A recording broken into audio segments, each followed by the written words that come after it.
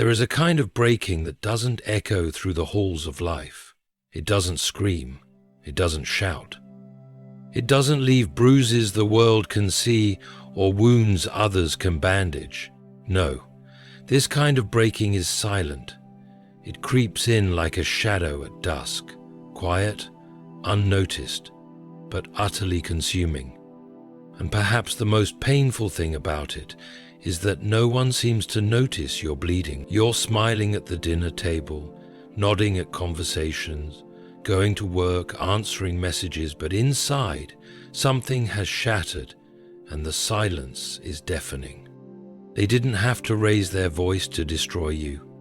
They didn't have to abandon you physically to make you feel utterly alone, with a cold stare, a dismissive word, a constant undercurrent of rejection. They broke you piece by piece, and still you tried to hold yourself together. You whispered prayers in the dark when no one was watching. You cried silently into your pillow so no one would worry. You asked God questions you were afraid to ask anyone else. Why did they do this to me? Why does it hurt so much when I gave so much? You were not broken in a day. It happened slowly. It was in the betrayal that came from the one you trusted most. It was in the friend who applauded your downfall while pretending to lift you up. It was in the family member who used your kindness as a weapon against you. It was in the moments you stayed quiet to keep the peace while your soul was screaming for someone to notice your pain. But though they broke you in silence, hear this truth: God does not restore in silence. When He moves with the authority of heaven. What was done in the dark, He brings into the light. Where man whispered curses, God thunders blessings. Where you were mocked in silence, you will be honored with a voice that shakes walls. You see, the breaking was allowed not to ruin you, but to reveal what could never be taken from you: your worth, your value, your destiny. This restoration is not just about feeling better. It's about being raised, not just comforted, but crowned. You're not going to be merely stitched together. You're going to be rebuilt into something stronger than you ever were. Like a tree that stands taller after the storm, like gold refined by fire, like a melody that arises after long silence, your restoration will be heard. It will be known. It will not be hidden. And here is the divine irony. Those who tried to silence you will have no choice but to hear the sound of your rising. The same people who thought they buried you will witness your blooming. And not because you proved them wrong, but because God is proving Himself faithful. So ask yourself now, what if the silence was not abandonment, but preparation? What if the quiet was not God turning away, but God stepping back, to let your enemies exhaust themselves before He stepped in to restore you with glory? What if the pain was a holy breaking, one that carved space in your soul for something greater? Your season of silence is ending. The breaking that no one acknowledged is about to be answered by a restoration no one can ignore. The world may not have noticed when you were crushed, but they will hear when you are raised. Let us now look at the sacred truths that reveal how God will restore you loudly after you were broken silently. God recalls what others ignore.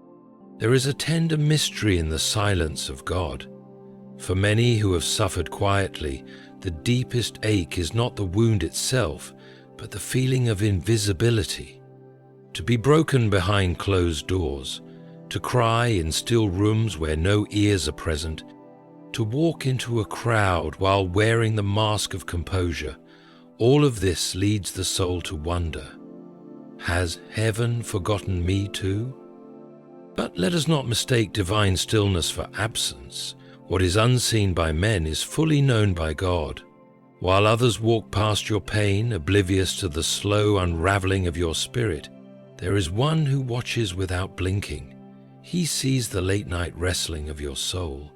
He hears the whispered prayers that never find earthly replies. He beholds the ache behind your smile, the faith it takes just to breathe through the weight of grief, and he does not turn away. Consider this: if the Creator is the author of life, then every chapter of your suffering is inked upon his eternal memory. There is not a sigh that escapes your lips that has not passed through the courts of heaven. Every betrayal, every quiet breakdown, every time you were made to feel less by those who should have loved you more, God recorded it. He missed nothing, and the record he keeps is not one of shame, but one of justice. There is great comfort in knowing that even if no one else acknowledges what you went through, God has not only seen it, but has written it into the eternal story. In the sacred texts, he is described as the one who gathers your tears in a bottle. Not one drop falls to the ground unnoticed. What kind of love is this, that God counts even your tears as worthy of preservation? Those who broke you may walk freely, oblivious or unrepentant. They may not remember the cutting words they spoke, the cold silence they offered, or the way their absence hollowed your world. But God does, and unlike human memory, fickle and selective, his remembrance is holy. It is the remembrance of a just judge who has promised that every wrong will meet its answer. It is the remembrance of a father who does not let his children's pain vanish into dust. You were not weak because you broke in silence. You were strong because you endured. But more than endurance, your survival is divine evidence of God's sustaining hand. For while others overlooked your suffering, God was upholding you.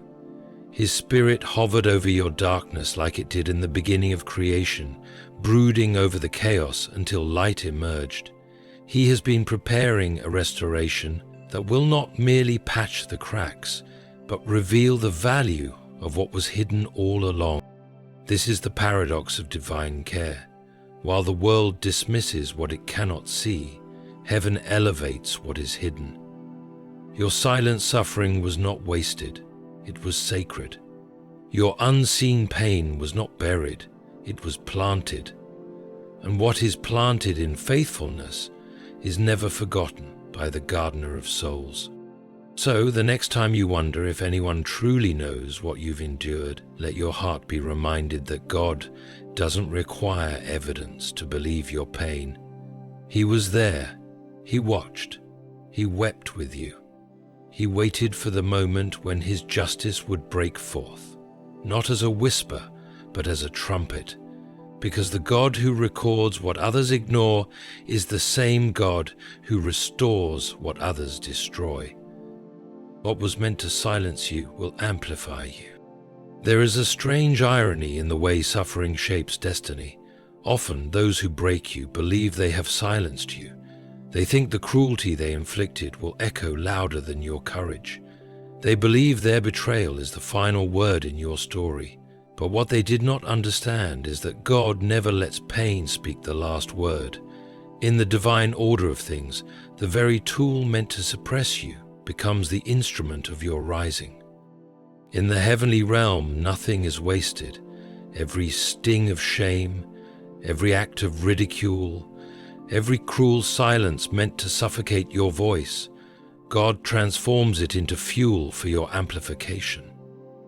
They sought to reduce you, to make you feel small, to render you invisible, but God takes what they tried to bury and uses it as the foundation of something eternal.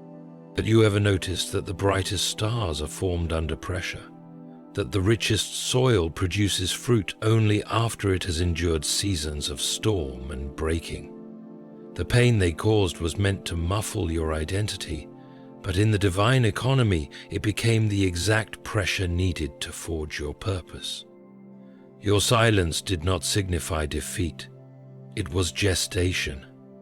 God was cultivating something too sacred for the noise of the crowd, something that needed quiet to grow. Those moments where you held your tongue to keep peace, where you chose dignity over retaliation, where you walked away when everything in you wanted to scream, those were not losses, they were seeds. And now, heaven has marked the time of their rising. What you suffered quietly will now declare itself loudly, not in vengeance, but in testimony. It is often those who have suffered most quietly who rise with the loudest clarity. Why? Because they have been refined in secret places. They have faced darkness without applause. They have fought invisible battles, not for recognition but for survival. And when God lifts such a person, their voice carries weight, not because it is shouted, but because it has been carved out by truth. You were not silenced, you were being shaped, and now when you speak, others will hear not just words, but wisdom, not just emotion, but authority, not just pain, but power. The power of someone who has walked through the fire and did not let it define them, but let it purify them. Do not be surprised if God begins to open doors that once remained shut. The very ones who ignored your gifts will have to listen to your message. The same environment that tried to snuff you out will be the stage on which your purpose shines. Because in the story God is writing, nothing meant for your harm goes unused. The attempt to silence you only gave him a reason to raise you. This is how divine justice works, not through noise and chaos, but through precise reversals. Your enemies sowed silence, but God is reaping sound. They intended to erase your presence, but God is carving out a platform, and not so you may boast in your own strength, but so the world may witness what grace can do with a soul that refused to be bitter, refused to be broken, and refused to be buried in someone else's opinion. So stand, not in rebellion, but in reverence, for what they thought would end you has become your beginning. What they used to silence you is now the very reason heaven is amplifying your voice. And when you speak, whether in song, story, or strength, it will carry the fragrance of divine intervention. For God has chosen your scars as symbols of resurrection, and your silence as a prelude to his sound. God restores in front of those who watch you suffer.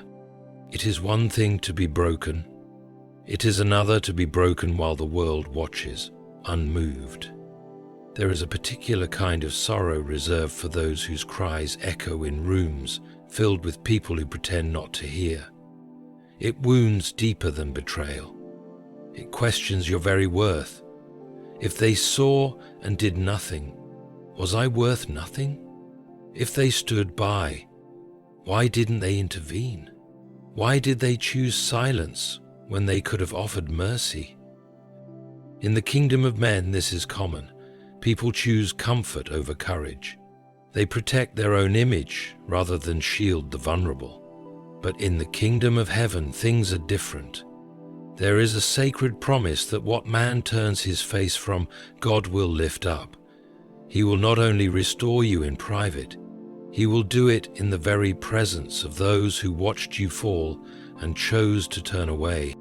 There is something profoundly redemptive in being restored in front of witnesses. Not to shame them, but to declare the sovereignty of God, to show that mercy triumphs where malice once ruled. Those who remained indifferent in the face of your suffering will have no choice but to acknowledge that it was not their silence that shaped your destiny. It was the divine hand of the one who saw all and forgot nothing.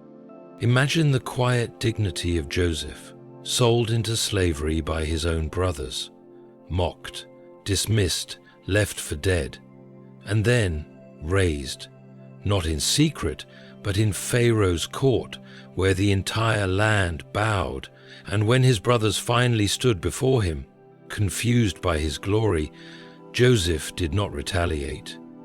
He revealed the mystery. What you meant for evil, God meant for good. This is the rhythm of divine justice. The same eyes that watched you break will one day see your rising. The same mouths that whispered rumors will speak of your resilience. God orchestrates restoration not only as healing, but as witness. He prepares a table not in the quiet of your solitude, but in the presence of your enemies. Why? Because vindication is not about revenge, it is about revelation. Your suffering was not wasted, it was a stage being built for divine reversal. Those who once viewed you as fragile, broken, insignificant, they will witness a restoration that cannot be explained by human effort. They will wonder how the ashes became beauty, how the ruins became strength, how the rejected became radiant. And they will know it was not by might nor by power, but by the Spirit of God. You were not forgotten when they turned their faces. You were hidden for a time, not buried, but planted, not cast aside, but set apart. And now, when you bloom, it will be before eyes that once looked down, not for your elevation alone, but for the glory of the one who lifts the lowly and humbles the proud.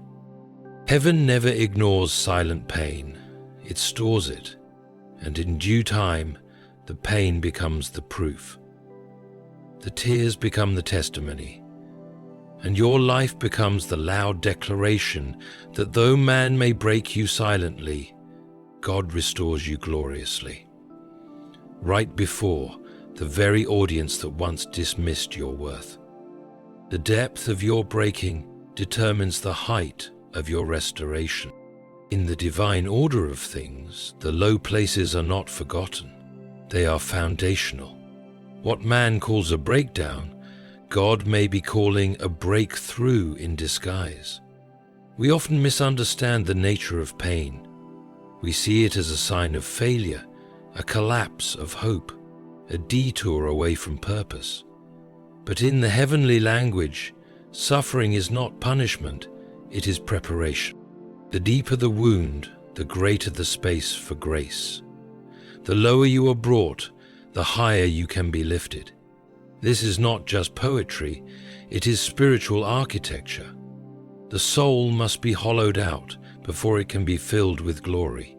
Like a well that is dug painfully deep into the earth, your breaking carved out room for something far more eternal. There is a reason the potter allows the vessel to be crushed. He sees not only the crack, but the future shape.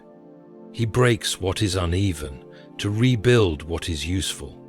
And in that holy breaking, he does not discard the clay. He kneads it again with purpose, pressure, and precision. That is what your pain was. Not a sign that God abandoned you, but evidence that he was still working, reshaping and forming something more beautiful than you dared to imagine. The season of affliction you endured was measured, not by the cruelty of those who hurt you, but by the mercy of the one who allowed only what would refine you. And while others saw only your collapse, heaven saw construction. Your breaking became the blueprint for your restoration, and the lower you fell, the more spectacular your rising will be, not for applause, but for alignment with eternal purpose. Think of the tree whose roots push deep into the soil during the storm. On the surface, it may appear shaken, swaying, on the verge of toppling, but beneath, its roots are stretching further than ever before, anchoring it for a height it could not previously bear. So it is with your spirit. In the storm, you stretched. In the darkness, you deepened. In the breaking, you were being strengthened for heights you could never reach without it. Strengthening the street, helping it to soar into a flood loaded with a hope. This truth is not meant to glorify pain, but to redeem it.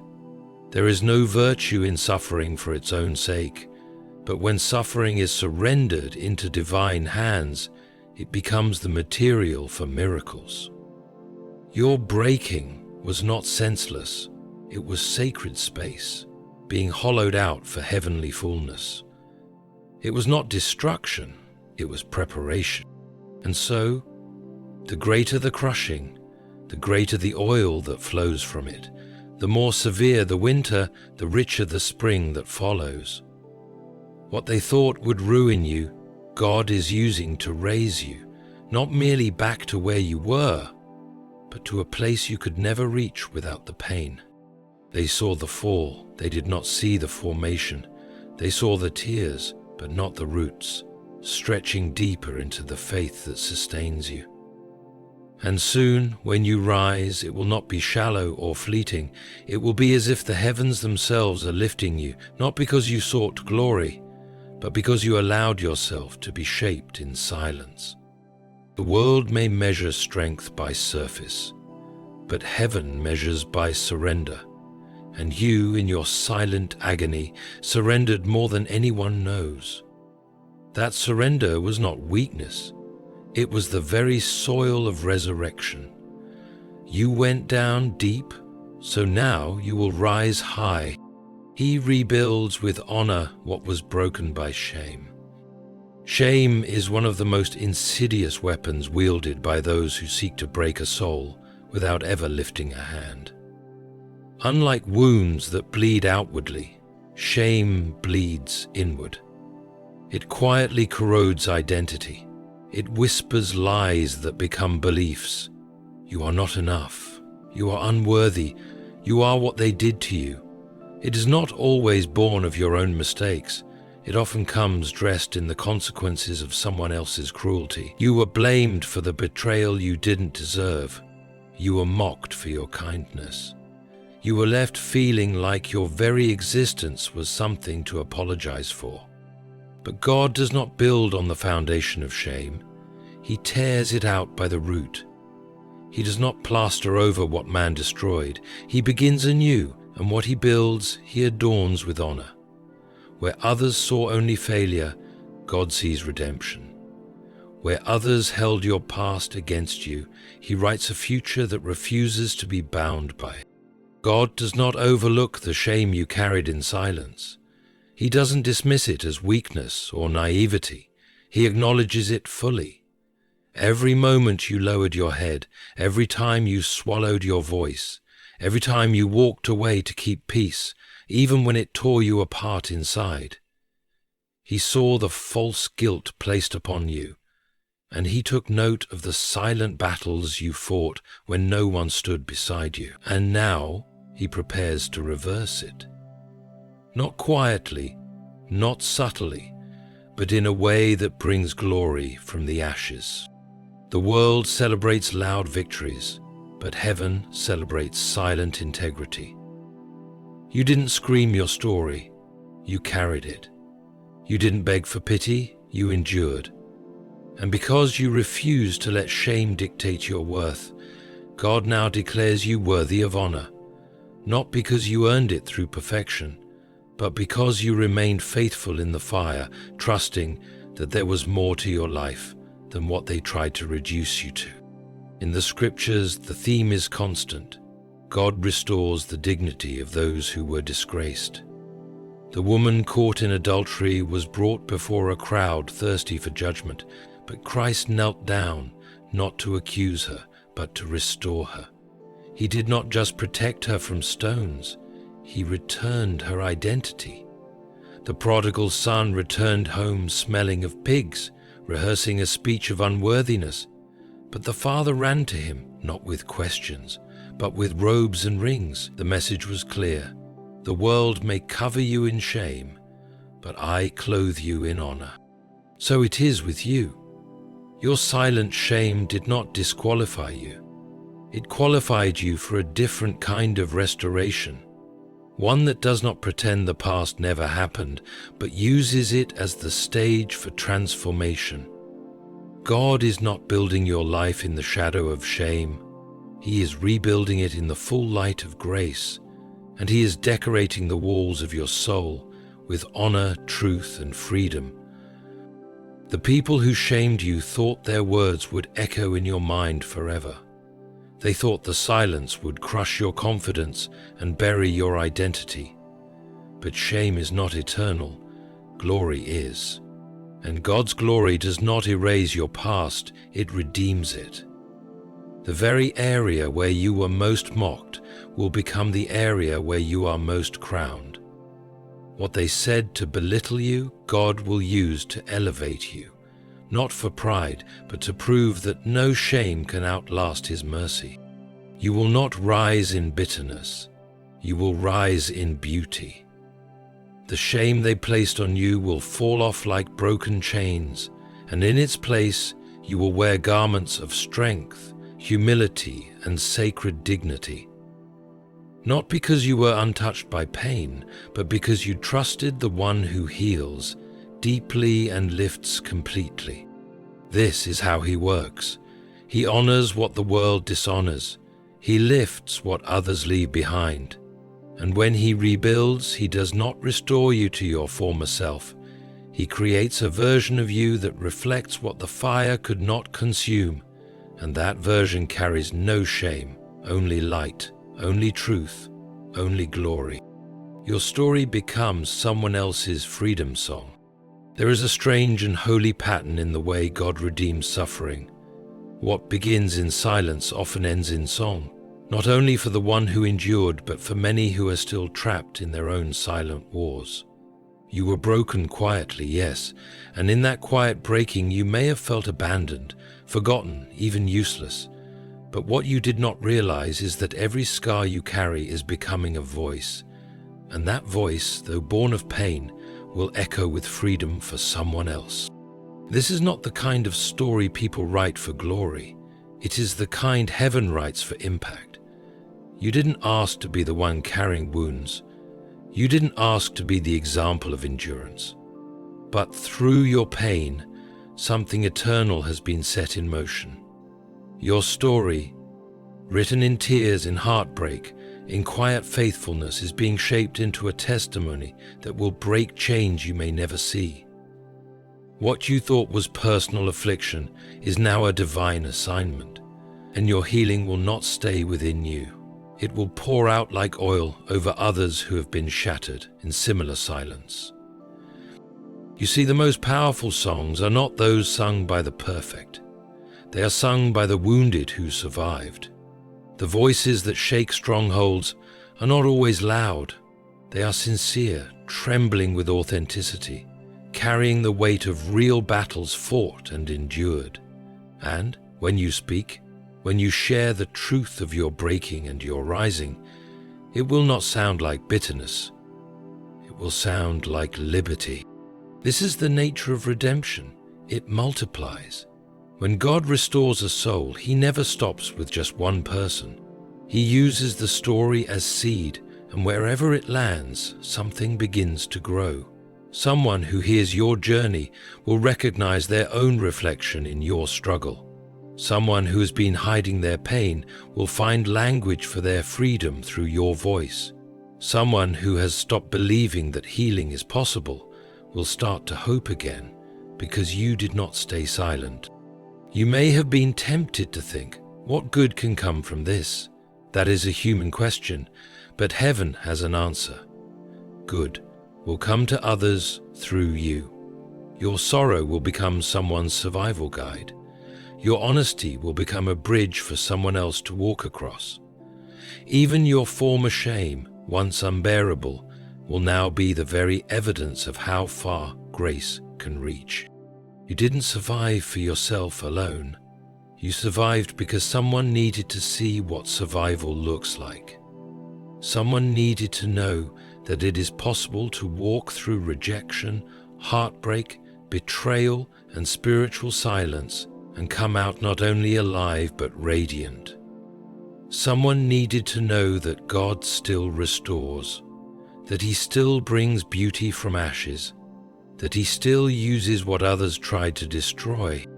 There are people whose lives will change because you chose to tell the truth, not the polished, perfect version, but the raw, unfiltered truth of how you held on to God when it would have been easier to let go, how you stayed faithful when it cost you everything, how you cried and still believed, how you questioned and still obeyed. That is the kind of story that transforms people. That is the kind of story that doesn't just impress, it frees. You may never meet every person your story touches. You may never hear all the testimonies that grow from the seed of your honesty. But know this, heaven is watching. And heaven is weaving every thread of your narrative into a tapestry that declares hope.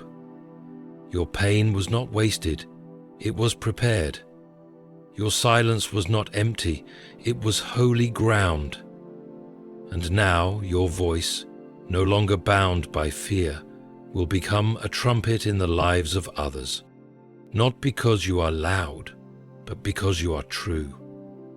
Not because you are perfect, but because you allowed grace to speak louder than grief. And now, every step you take in freedom becomes an invitation for someone else to believe they can walk too. There is a silence that feels like exile, a place where the soul feels forgotten, as though God Himself has turned His face away. You walked through this silence. You lived in it, not because you were forsaken, but because you were being prepared for a restoration that does not come quietly. What they did to you was done in hushed tones, behind closed doors, through subtle cruelty and veiled contempt. It was the kind of hurt that is hard to name because it hides beneath the surface. But when God moves in response to such pain, He does not come in shadows, He speaks with thunder. When God vindicates His child, He does not tiptoe into the scene. He does not merely patch the wound and send you on your way. He steps in with the force of justice, the weight of truth, and the echo of a voice that shakes the foundations. The same voice that spoke light into the void now speaks life into your situation. And when He speaks, everything changes.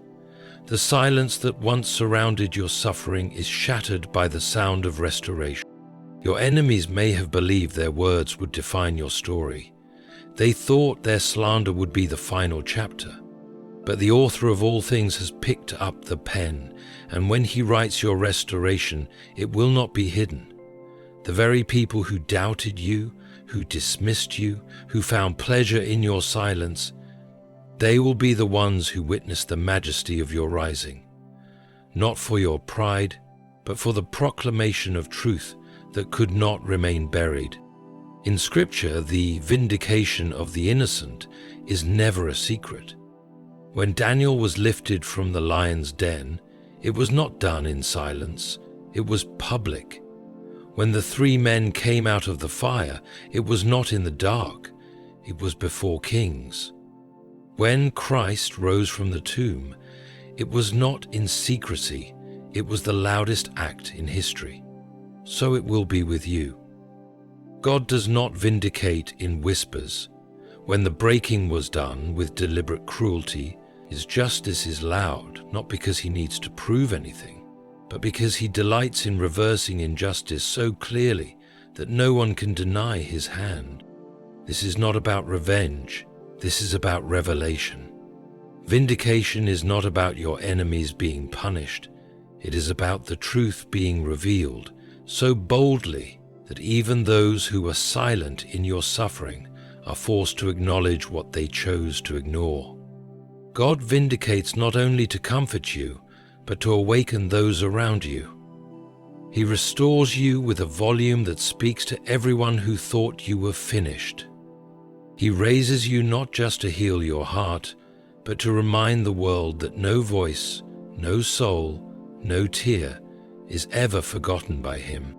There is a roar in His mercy, a sound in His justice, and when He begins to move in your life, it will feel like a trumpet blast, announcing that grace has entered the room. The silence you endured was not the absence of God. It was the waiting room of something extraordinary. And now the doors are opening, not quietly, but with a divine noise that turns heads and hearts alike.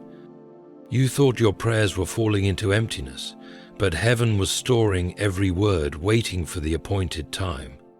Now that time has come, and when God speaks into your story, no one will be able to ignore it. not because he is loud for the sake of being loud, but because he is righteous for the sake of your soul. He is declaring your name in the places where it was once dragged through the dirt. He is exalting your spirit in the spaces where it was once diminished. He is speaking truth into every lie, light into every shadow, and peace into every place where shame tried to settle. Your silence was a season. His voice is forever. And when he speaks to vindicate you, it will not be hidden, it will not be denied, and it will not be forgotten. His word, once released, never returns void. And now, his word over your life is not rejection, it is redemption. And it resounds like a song that cannot be silenced. And now, we arrive at the part of your story that no one expected, the part where your silence gives way to strength and your pain is met with power. You were not supposed to make it this far. According to those who wounded you, you were meant to remain small, unheard, buried beneath the weight of their indifference. But here you are, still breathing, still standing, still seeking the light. And more than that, you are being raised, not in secret, not in shadows, but in the full view of those who once dismissed your worth. Everything you endured, every moment you suffered in silence has not been forgotten. Heaven has recorded your tears like treasures, and now your restoration has begun, not as a whisper, but as a declaration. God is not merely healing what was broken. He is announcing to the world that what was thought ruined can be made glorious. He is showing that no cruelty is too great for his mercy, and no silence too deep for his voice to reach. The very people who tried to reduce you to nothing will witness your rising, not because they deserve to see it, but because God chooses to make your restoration a testimony of grace, of justice, of divine strength.